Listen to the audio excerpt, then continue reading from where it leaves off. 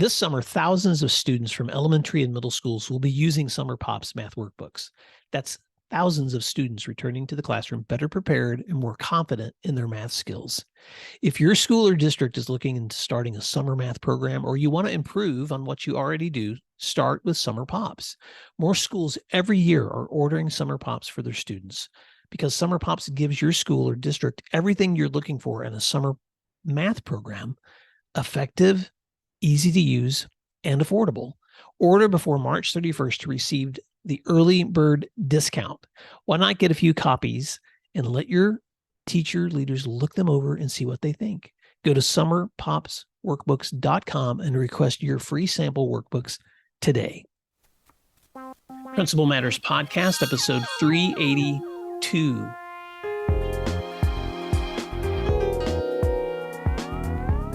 Hi, friends. This is Will Parker, host of Principal Matters, the School Leaders Podcast, where each week we bring you inspiring, innovative, and imaginative ideas for your own school leadership. This week, I'm talking to my special guest, Dan Kelley, about profoundly impacting learning cultures. Dan Kelley is an associate teaching professor of educational leadership and policy at the University of Rhode Island, and he previously served as the principal of Smithfield High School in Smithfield, Rhode Island. During his tenure, he successfully implemented sustainable change initiatives that profoundly impacted the school's learning culture. Dan's contributions to education extend to national leadership roles as well. He served as the president of the National Association of Secondary School Principals during the 2017-18 school year and was a member of the NASSP Board of Directors for 5 years. His broad experience in education includes positions as a high school assistant principal, high school and middle school special education teacher, and a middle school math and science teacher. In recognition of his outstanding leadership, he was named the Rhode Island Secondary Principal of the Year in 2012. And he's also a dear friend. Dan Kelley, welcome to Principal Matters Podcast. Could you fill in the gaps on that intro? Why don't you tell listeners something else they may be surprised to know about you? Will, thank you. Thank you for that introduction. It is great to see you again, and I'm privileged and grateful to be part of your podcast. We've known each other for a long time, and I really appreciate our friendship and your guidance over the years. So I'm excited to be here and talk about ed leadership and some of the great things that we've accomplished in Smithfield over the last couple of decades. So something surprised about me. So I was a rugby player in college. Not a lot of people know that side of my life, and I played for Bowling Green State University in Ohio, and I was very fortunate to play for a great coach and mentor, Roger Mazzarella. I got to travel around the country. I got to play in England, and I got to learn a lot about myself. I learned a lot about leadership. I learned a lot about competition. And really got to build some great friendships with people, not only in the United States, but around the world because of the sport of rugby. So, wow, Dan, I did not know that about you. So, man, you are ready to rumble. You're one of the, because I have to say that I've never played rugby. And so, but then again, I'm not from the Northeast either. So I never played lacrosse either. And there's a lot of things I've never played, but so just to set the stage for Principal Matters listeners, I have to walk down memory lane just a little bit with you. So can you believe 2012 was more than 10 years ago? So more than 10 years ago, Dan, you're being recognized as the Rhode Island Secondary School Principal of the Year. Our mutual friend Jimmy Casas was being recognized from his state, and then was a national finalist in Iowa. Yep. And then I was being recognized as an assistant principal of the year in the state of Oklahoma. And little did we know that our worlds would just keep colliding. But just a few years later, I'm sitting in a room, and I'm the state coordinator for our State Principals Association in 2017, 2018, as that year's wrapping up. And you are debating in this huge open forum at the national conference for the position of the national president. And then I'm actually transitioning into my position, my former position as the state executive director for Oklahoma. And so, man, I reached out to you, and Jimmy Casas was invited to our state principals conference, and we got to sit down together the night before that conference and have some really good barbecue. And then the next day do PD together. And I'll just never forget just the magic of that moment, Dan. And ever since then, I've just considered you a friend. So thank you for the ongoing work that you've done in influencing my life in leadership, but also the work I've seen you do for Smithfield. And now in the new work that you're doing, both at the university level as a consultant and a coach, and working with aspiring and veteran leaders. So I wanted to bring you here today because you have a lot of knowledge and a lot of experience. And I wanted to take an opportunity to let listeners learn a little bit about that journey. So I know that normally I like to start at the beginning and then go to the end, but I'm going to actually start at the end and go back to the beginning because I want you to talk about some of the things that you're doing right now in university work that are helping education leaders and what that work looks like and some of the things that you're learning in that work. Yep. So before I touch on that history lesson, you brought me back there a little bit, and there's a common thread in the names you mentioned and the experiences we had, and that is our relationship with the National Association of Secondary School Principals, NASSP.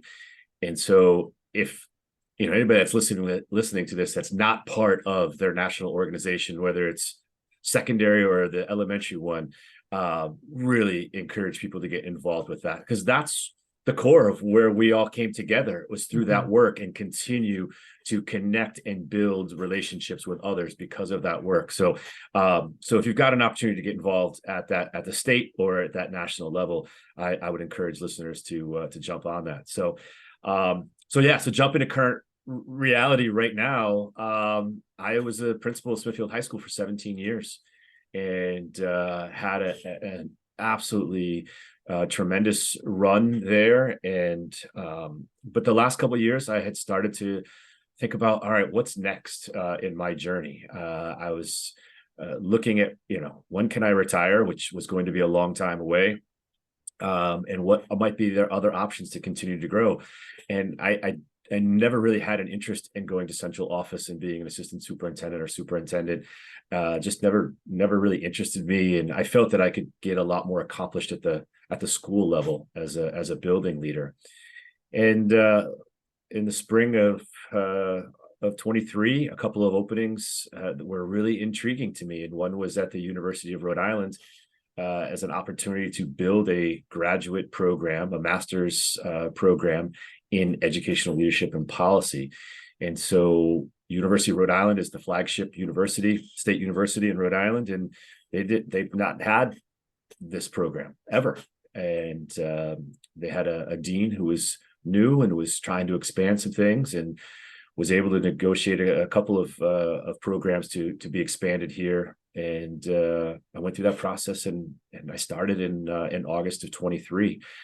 And it's been such an awesome experience so far.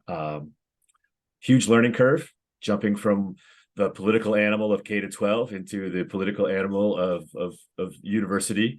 And so that has been an interesting challenge. We're in the very early stages of setting up that program and what that's going to look like. And so navigating the challenges of state level Department of Education and then university levels of approval have been an interesting challenge as well. But so the bulk of my time is program development. I've got about a year or so to get that, to go through all that approval process. But even more exciting, Will, is that I'm teaching again. And so I have 2 classes right now. I'm teaching undergrads while I build the program. Eventually I'll teach in the master's program. But I am teaching mostly freshmen and sophomores Intro to American Education. And I'm having a blast, because I just get to talk about the cool things that are happening in schools right now. In Rhode Island and across the country, and how they impact future teachers. And it's a lot of fun. And that has surprised me how much fun I was going to have getting back into that teaching frame of mind. Isn't that amazing how things come full circle, Dan? Because even in the work that I've been doing now, that Principal Matters is my full-time work, I do way more teaching now and instructing now than I did in any of the other roles I've served, even when I was state executive director, we did a lot of training, but I'm doing a lot of training right now. And what I find is I'm kind of gone full circle. I'm back into lesson prep, and I'm doing a lot of research, and I'm developing lessons. There's so much joy in that. There's a couple things you said that I want to circle back to. And I'm so glad you said to listeners, if you're not a part of your state or national association, think about how you can join soon, because you're right. It's that network that you and I discovered that really helped us stay connected with other best practices. And it's not, NASSP is not the only one. There's some wonderful groups out there that do development, Solution Tree or ASCD. There's a lot of wonderful groups that do great work in education and leadership development. But for us, that national association and the state associations have been integral. In fact, most of the time when I'm coaching and consulting, it's one of the first questions that I ask a leader when they're looking for collaboration. I'll say, well, are you a member of your state association? Or if there's a state association offering that's already on the table for them, I'll encourage them to go that direction, because that's something that's going to be close to home. You've also done a lot of consulting and coaching work, even when you were still working as a principal, that I'm sure is informing the work you're doing now as a professor and a program developer. So talk a little bit about what inspired you to step into that kind of work, coaching and consulting, and what are some of the lessons you're learning there? It's so when the year that I was president, I was very, very fortunate to be able to take the year off and to travel around the country and to have conversations, present at conferences, talk to people. But it was those sidebar conversations, similar to the ones that we have whenever we run into each other at a conference, where there was a lot of learning that took place. And I would find myself asking questions to people going, well, why did you do that? Or tell me a little bit more about why your decision-making there. And those conversations got me to thinking about, what are we doing to support our all of our principals in Rhode Island, but really our early career principals. And there were a couple of models that I saw. The Washington Principal Association had one that they actually do a really nice job up there. There were a couple others that I started to look at. And then I was looking at the Elementary Association, and they had a coaching training program. And so I went through that program that year and got certified to be a coach through NAESP. And that kind of got me kickstarted to go, all right, again, why are we not doing anything for our principals in Rhode Island? So when that year completed, I went back to our executive director and said, hey, I got some ideas here. Let's talk through this. And to the credit of the executive director at the time and some other folks in the office, Nicole Latoile, we started to build something. And so we're now in year 5 or 6 of a early career coaching program in Rhode Island, where we are training experienced sitting principals. We've expanded that here recently to start to include former superintendents as well. And we're trying to just continue to build and evolve a program to help our early career folks. And our next big step is to expand that to all coaches or to all principals, so that we can try to expand a little bit. And so we've done some work with with Dazzle, the Delaware Association of School Leaders. We've done some work with a couple other consulting firms from Connecticut and in New Hampshire that have helped to train our coaches. And right now I'm one of 3 facilitators that is going to kind of take over that training going forward, and we're going to start to train our own folks in-house. And so we're doing a lot of work this year with the city of Providence. A lot of our clients are early career principals from there. But it's been a neat journey to go through and learn these different ways of coaching. And it encouraged me to start my own kind of side hustle during that time to continue to expand my craft and to expand my reach in working with folks across the country. I love that. And so I'll pause for a moment and give a big plug to the National Association of Elementary School Principals and their coaching program, because I've been through that too, Dan.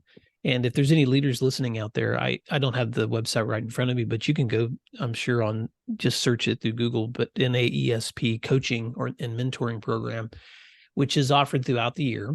And a lot of it's now done virtually. You get to be in a cadre with other principals and leaders who are going through the same training, and then you do follow-up meetings. You're assigned to, or you find a person that you're going to be mentoring throughout the program training. And so it's a very it's a very well researched and implemented program. In fact, Dan, I'm signed up right now for the renewal part. I think it's coming up in the spring, where I'll be sitting through it again. And so even though I've now done coaching for years now, and I have an ongoing consulting work that I do with Principal Matters, I want to stay fresh. And so so I just want to encourage any other leaders out there to consider that program if you haven't done a coaching program before. Let's take a moment to thank our sponsors, and then we'll be right back. Everyone talks about the power of data-driven instruction, but what does that actually look like? Look no further than IXL, the ultimate online learning and teaching platform for K-12. IXL gives you meaningful insights that drive real progress, and research can prove it.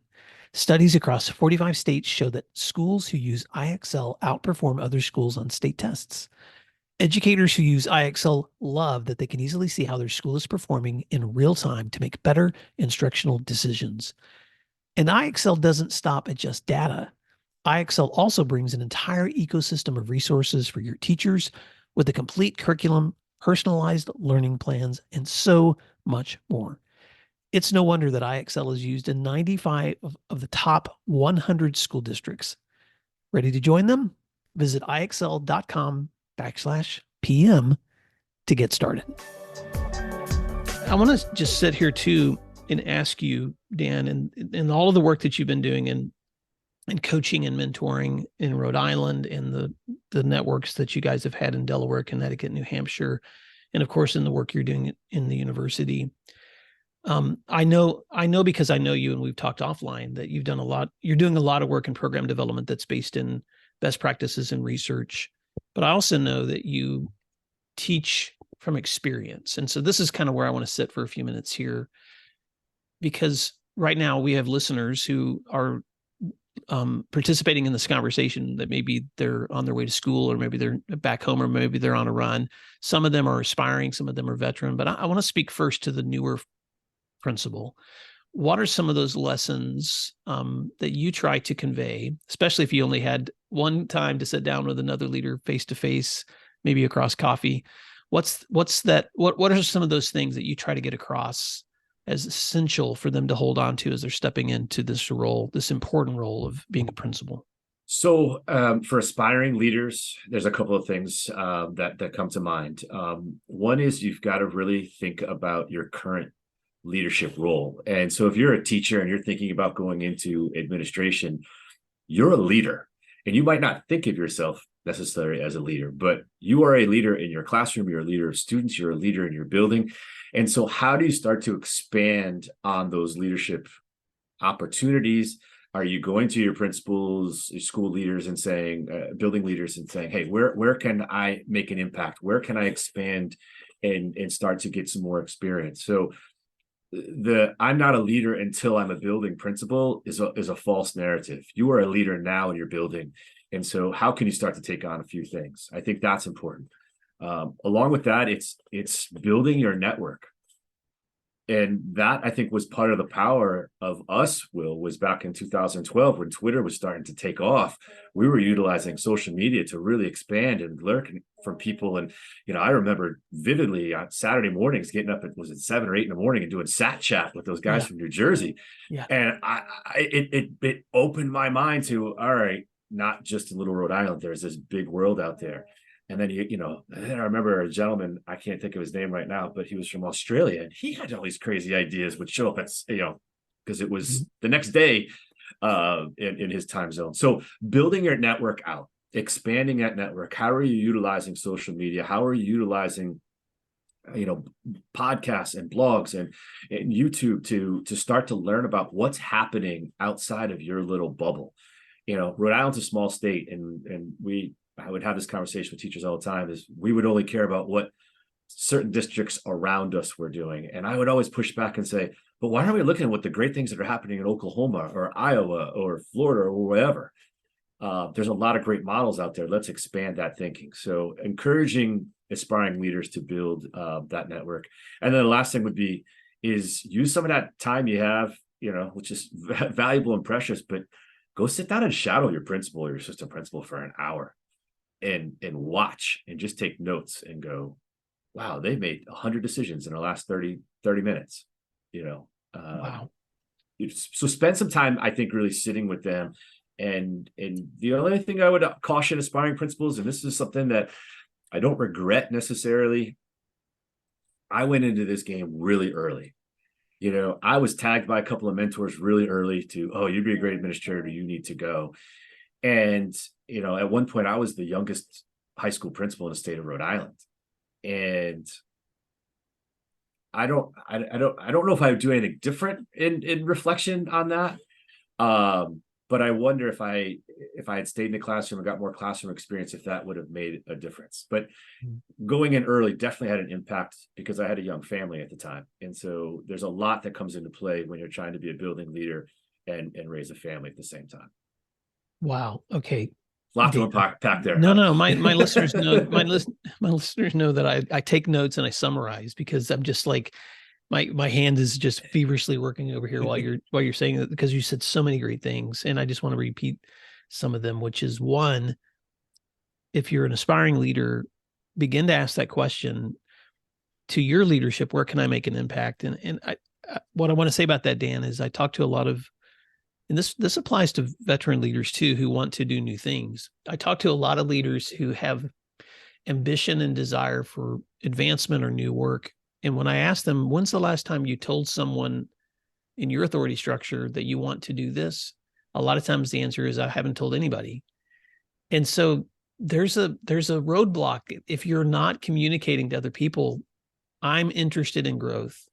And there's nothing wrong with saying you're interested in growth. It's not going to make you come across as ego-driven unless you genuinely are. What it's going to show them is this person's eager. So be eager. And I love what you said about building networks with social media, podcasting, blogs, YouTube, in person, and looking outside of your own sphere. And then the last thing you said really for me was, it's okay to be patient and build muscle. So as eager as we want to be for growth, right where you're sitting today is actually, whether you recognize it or not, building capacity for what you want to do tomorrow, which I think is so important. Yeah. I have more questions, but let me pause there because I can see your mind working just on those.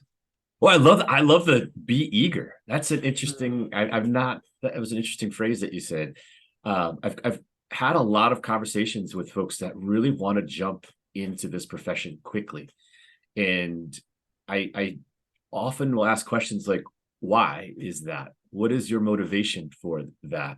Have you thought about how that decision will impact kids, family, marriage? It's a tough job. You're going to put in a lot of hours, and there's a lot of things that we don't think about. And I'm excited to try to get into my new program that I'm building that give a little bit more of the reality of what the day-to-day looks like from a practitioner standpoint.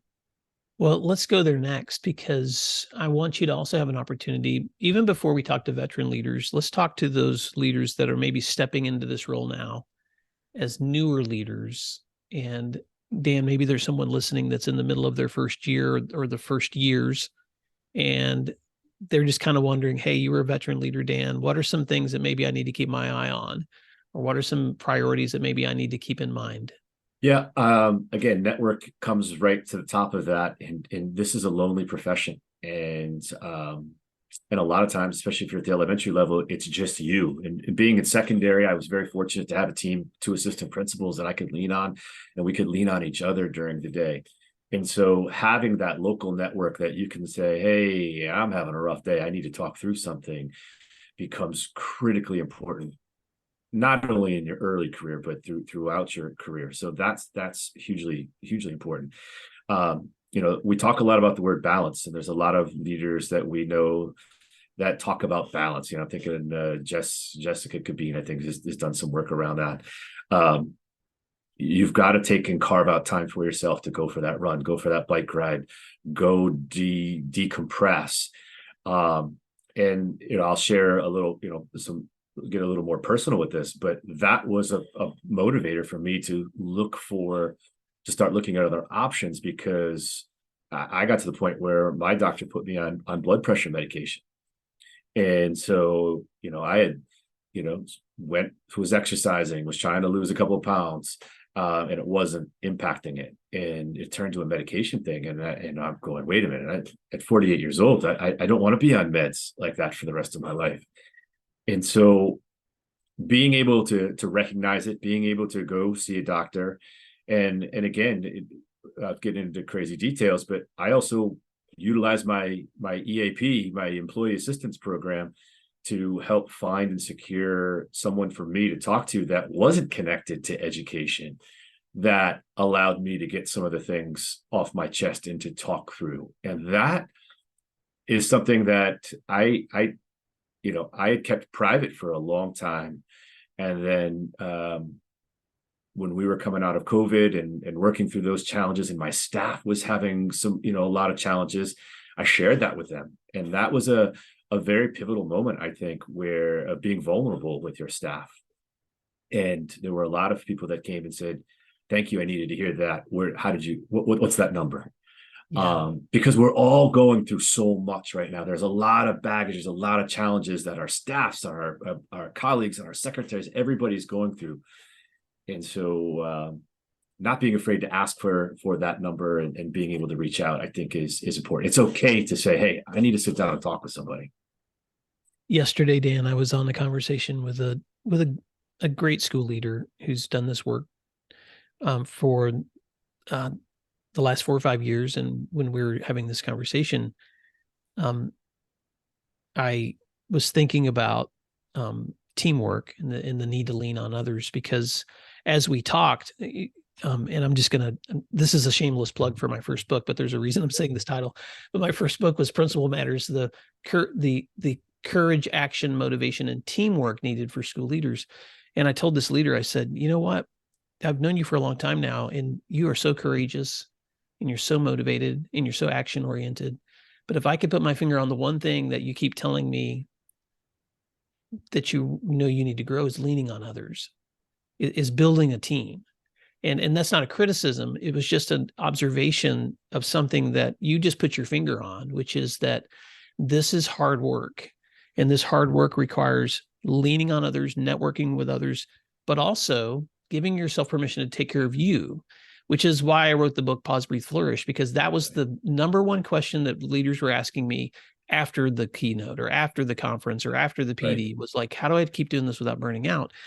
And you're not the only leader I've heard that story from this year, Dan. I was on a call with a friend from another state whose superintendent began their PD this year, sharing his own personal story with the entire district staff, that he started therapy for that same reason, because he was finding himself so depressed that he was having a hard time showing up.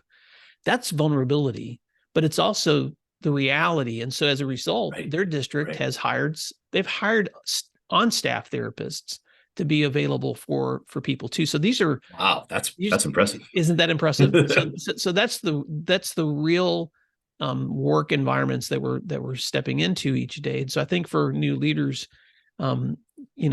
you sat in that role for 17 years, and now you're transitioning into this other role. And so thank you for being vulnerable as you look back and say, hey, new leader, take care of you and lean on others. Build a network of other people around you that can support you in this work, because you can't carry this alone. Right. It's a lonely job, and early career principals really need to recognize that. And that's where that building that network really does come into play. Well, let's pretend for a second that,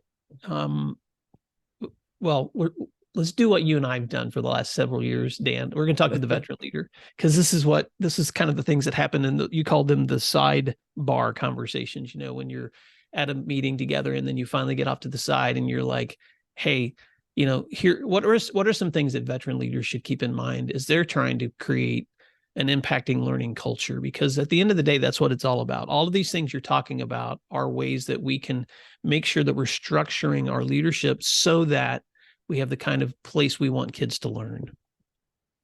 I think that we as leaders, we can do a better job of recognizing the small wins and celebrating those small wins during the day. I think we get caught up a lot with the pressure for test scores and the pressure for, how many AP classes are we going to run, and then you deal with all this, the societal pressures and the parents calling, and so going back to, what are those small wins, and then going back to kids and talking to kids, and just, whenever I was having a bad day, I would head to room 121, and that was where our severe special needs kids classroom was, and I would go down there and hang out with some of those kiddos, and there was one student, nonverbal, but was a music kid and would love to listen to music, and you could put a guitar and he would strum guitar, and if I was having a bad day, I knew that I could go down there and I could go down and play my favorite band, Flogging Molly, an Irish punk band, with this student, and we would sit there and we would just kind of like jam, and like it would change the whole outlook of the day, and that would be a small win for me, and reset my North Star, reset my purpose for the day. So I think find those small wins, find that moment where you can go down and bring it back to kids, and it'll make a huge difference and help. I love that. And Dan, I asked you for permission before we started recording to tell this story, but and I call this the dumpster story, but yeah. but as because you and I share a lot and talk and stay connected and we're friends, there's a story that you told me a few months ago that I want you to tell listeners, but I just want to set the stage for just a moment that, when you think about the span of a career, 17 years in one school, starting off as a young leader, recognizing where you wanted that trajectory to go, doing what you're doing now. I mean, you've seen the good, the bad, and the ugly in leadership. And so sometimes I want to make sure my listeners don't get this false sense of toxic positivity that sometimes may come across, because I'm very much an optimist, but sometimes this work is hard. And so I just wanted you to tell the dumpster story for just a minute, because I thought this was such a great example of really good leaders who just recognize that sometimes this is hard work. So I was starting my transition out of the principalship at my school. And I gave a lot of notice. I wasn't going to start at the university until August. So I had the summer to work and had some tasks to basically help the transition in the new leadership. And ultimately, one of my assistant principals was going to take on the principalship as an interim for the year as central office worked through some things. And so we're getting to mid-August, and my days are numbered. And my other assistant principal happened to got a principal's job, and so her days were numbered. So we're down to that last week where the three of us are going to be together, and we're having meetings, and we're transitioning the new interim principal, the new assistant principals were on board, and I got called out to a meeting, and so I went and I came back, and the new principal was gone, and I went, all right, that's kind of weird. And I said to the other AP that was leaving, I said, where are they at? What's going on? He's like, oh, they left. Not quite sure. And then my phone starts buzzing, and I read the text, and it's, meet me at the dumpster. And I'm going, dumpster. All right. Why? Okay. We've never done this before. It's 17 years as a building principal. I never went to the dumpster. And then the second text comes through and says, don't tell anyone. And I was like, all right. So I leave, I go out behind the building into the back corner of the building where all the trucks come in for food and everything. And all our dumpsters are back there. And as I'm walking towards him, he's just pacing back and forth. And I could tell he's fired up. And he's a very laid back guy. And I said, hey, what's going on? And he just went off blah, blah, blah, blah, blah, blah, about whatever the issue was at the moment. And so we're out there talking, and it starts to rain. It starts to sprinkle. And I'm going, all right, we can't be out. All right, All right. So we keep talking and he's keep rambling and I'm trying to help him through and coach him through the whole thing. And then the other assistant principal, that the one that was leading, take the new job, I don't know how she knew we were out by the dumpster, but she shows up and goes, "What's going on? Why are we out by the dumpster? I'm hungry. I want to get lunch." And then she gets involved in the conversation. So we're all standing in the rain by the dumpster. And I said, "Guys, can we get out of the rain here a little bit?" And so we walked up to receiving. And so that where all the trucks will kind of back up to the big doors. And there was a milk crate, a 5-gallon bucket, and a half broken chair with like 3 legs on it. And so, but it was covered. And so the 3 of us are sitting there. And one of our maintenance guys walks out the door and he looks at us and just starts laughing. And the new interim principal says, "Hey, can you take a picture? Joe, can you take a picture of us?" And he took a picture of us. And the last night we were together, we had dinner. He had framed that for the 3 of us. And so we have that picture in our office, and it's in my office at URI, of the 3 of us kind of smiling. And it was the last moment we had together really as a team. And it all started at the dumpster. It was just crazy. Well, and you know, I've talked about why I love this story so much, because that's just so real. I mean, a milk crate, a 5-gallon bucket, and a broken 3-legged chair by the dumpster is where the leadership of this school is sitting to solve problems. And man, if that's not, if there's not a metaphor there, I don't know a better metaphor for leadership. And so I just want to say this to leaders that are listening right now as we wrap up, before I show them how they can, or before you tell them how they can stay connected to you. I want to speak directly to Principal Matters listeners. This work that you're doing is so important. When you are building learning cultures, it is complex. It is diverse work. You can find joy by going into those rooms with those kids and reconnecting with them, and by finding amazing people that you get to serve, teachers who help serve those kids. And some days you find the flow, and man, things just seem like they're soaring.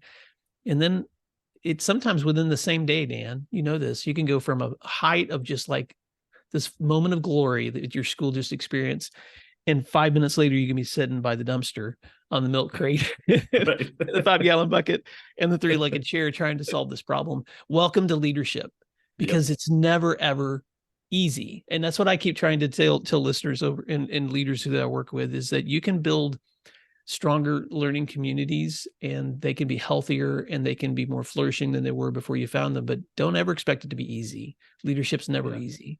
So thank you for being so real, and thank you for the work that you're doing, that you have been doing, that you are doing, and you will continue to do in influencing leadership in schools. Dan, how can listeners connect with you? Because one of the things that I want to let listeners know is, in the work that you're doing in developing this new program for the university, is you also like to listen and introduce leaders, young leaders, to veteran leaders. So there may be someone listening out there that's like, "Hey, Dan, man, I love presenting at university levels," or here's the thing I've learned that I would love to share with you. And so I want to just invite Principal Matters listeners to reach out to you, to connect with you as you're building your cadre of folks that you want, the network out here that you want to introduce to the folks that you're training at the university level. So give listeners a chance to connect with you. Yeah, so I appreciate that. The program we're building is going to most likely be an online program, and so we're going to try to appeal not only to Rhode Island, but to the region and across the country as well. And I want to be able to bring in diverse leaders and stories and experiences to our aspiring leaders in this program. So if folks have something that might be of interest, I would love to connect. My website is Daniel P. Kelley. It's KELLEY .net. So DanielPKelley.net. You can find me on Twitter at Daniel P. Kelley. And I'm also at Instagram at Daniel P. Kelley ED. So Twitter's probably going to be the easiest route to go. But if anyone is interested in doing some coaching work, or interested in working with me going forward, connecting through my website is going to be the best bet. And would love to have a conversation and chat and see if I can be of assistance. Well, Dan Kelley, it's been, as always, such a pleasure to spend time with you. And Principal Matters listeners, I know you've enjoyed it as well. Thank you, Dan, for the great work that you're doing. And Principal Matters listeners, until next time, thanks for doing what matters. We'll see you next week. You'll find free resources like this one at williamdparker.com. Subscribe for our free weekly newsletter, which contains bonus material, and also check out the links for Grow Academy's Masterminds, Executive Coaching, and Keynote presentations for my books, as well as for Principal Matters Associates. You can find out more under our speakers tab at williamdparker.com. Thank you for learning together, and thank you for doing what matters.